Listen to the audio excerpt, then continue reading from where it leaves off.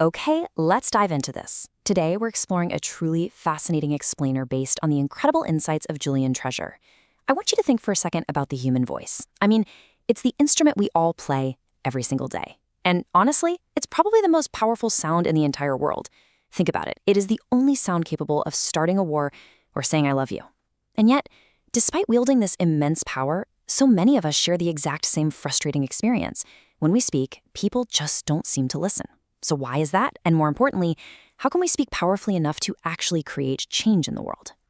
To answer that, here is a quick roadmap of our transformation today. 1. The 7 speaking sins. 2. The Hail Foundation. 3. The Vocal Toolbox. 4. Essential vocal warm-ups. And finally, 5. Designing conscious sound. We are going to throw out our bad habits, build a rock-solid foundation, and literally unlock the physical tools to master our voices.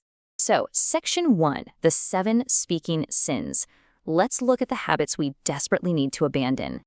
I want you to really think about this for a second. Have you ever felt like absolutely no one is listening when you speak? We have all been there, right? You're telling a story and you can just tell the other person's eyes have totally glazed over. It's an awful feeling. But more often than not, we are unconsciously doing things that push our listeners away.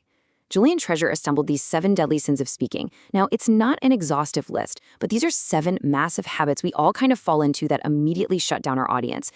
Let's rapidly fire through the first 6 of these sins. First up, gossip. Speaking ill of somebody who's not present. It's just not a good look, and let's be real, we know perfectly well that the person gossiping with us will absolutely be gossiping about us 5 minutes later. Second is judging. It's incredibly hard to listen to somebody if you know that you are actively being judged and found wanting in that very conversation. Third, negativity. It is so easy to fall into this one. Treasure tells this wild story about his mother who became very negative in her later years. He said to her, "It's October 1st today," and she literally replied, "I know, isn't it dreadful?" It's just exhausting to listen to someone who is that profoundly negative. Fourth is complaining. Treasure jokes that this is the UK's national sport, complaining about the weather, sports, politics, but really, complaining is just viral misery. It doesn't spread sunshine. Fifth, excuses.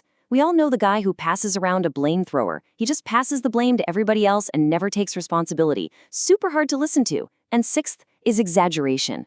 This actually demeans our language. I mean, if I call a decent cup of coffee awesome, what do I call it when I see something truly awe-inspiring? Eventually, that exaggeration just becomes lying, and nobody wants to listen to people they know are lying. And this brilliantly illustrates the 7th sin, dogmatism. This is the dangerous confusion of facts with opinions. When people conflate these two things, they are basically bombarding you with their subjective opinions as if they were absolute, undeniable truth. And when you're on the receiving end of that, you feel like you're listening into the wind. It's almost impossible to truly engage with someone who communicates like that. Which brings us to Section 2, the Hail Foundation. Let's flip from the negative sins to the positive foundations of powerful speech. These 4 powerful cornerstones spell out the word hail. Now, obviously, we aren't talking about the ice that falls from the sky and hits you on the head. We are talking about the literal dictionary definition you see right here: to greet or acclaim enthusiastically. Because that is exactly how your words will be received if you use this framework. So, how do these pillars work together? Let's break it down.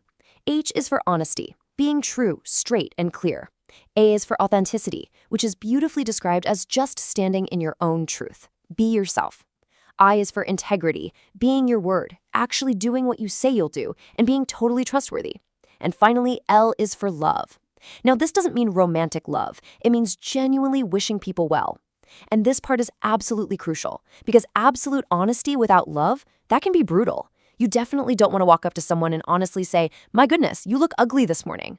Honesty has to be tempered with love. Plus, if you are actively wishing somebody well, it's physically and mentally very hard to judge them at the exact same time. It inherently protects you from that sin of judging we talked about earlier. Moving right along to Section 3, the Vocal Toolbox. You have this incredible instrument inside of you, yet it's a toolbox that very few people have ever fully opened or consciously used. Let's start with your register. I want you to test this out right now wherever you are. If you talk up high, up in your nose, it sounds very nasal and thin. Most of us speak from right here in our throat most of the time. It's normal, but it kind of lacks weight. If you want real weight, you need to bring your register down deep into your chest. Try it. We unconsciously associate this depth with authority and power. In fact, it is a proven fact that we tend to vote for politicians with lower voices for exactly this reason. Now, what's really interesting about this slide is the concept of prosody. Prosody is the sing-song meta-language we use to impart meaning. Without it, people speak entirely on one note, which is where we get the word monotone. And monotone speakers are incredibly hard to listen to. But there's also this modern bad habit of repetitive prosody, where every statement a person makes goes up at the end, so it sounds like a question, even when it's just a statement. You know what I mean? That severely restricts your ability to communicate effectively, so we have to break that habit. Let's pull a few more tools out of this box. Timbre is how your voice literally feels. Research shows we prefer voices that are rich, smooth, and warm, kind of like hot chocolate. Then there's pace. You can get very excited and speak really quickly to build energy, or you can slow right down to emphasize a point. And hey, don't forget the power of silence. We don't need to fill every single gap with ums and ahs. Next up is pitch, which changes meaning completely. Just listen to the difference between "where did you leave my keys?" and "where did you leave my keys?" It's a completely different emotional meaning. Finally, volume. You can get loud to show excitement, or drop to a quiet whisper to make people really lean in. Just be careful not to broadcast your sound carelessly over everyone around you. Imposing your noise on people who didn't ask for it is an awful habit that Treasure calls sodcasting. All right, section 4, essential vocal warm-ups. So you have this amazing engine, but whether you are proposing marriage, asking for a raise, or giving a massive speech, no engine works well without being warmed up first. I want to break the fourth wall with you right now. Come on, stand up if you can. We are going to do the exact 6 physical warm-ups that professionals do. Ready? Step 1, throw your arms up, take a deep breath in, and sigh out. Step 2, wake up the lips. Ba ba ba ba ba ba ba. Step 3, flutter those lips like a kid. Brrrr. Step 4, warm up the tongue with an exaggerated la la la la la. Step 5, roll an R. Rrr. Treasure actually calls this one champagne for the tongue. And finally, step 6, the siren. Start high with we and swoop low to ah. It goes we ah, we ah. Awesome. Do this before your next big conversation, and your vocal cords will absolutely thank you. Let's move to and see how this builds in section 5, designing conscious sound. We've talked a lot about personal habits, but we also need to look at the broader environment of sound that we live in. Think about our world right now.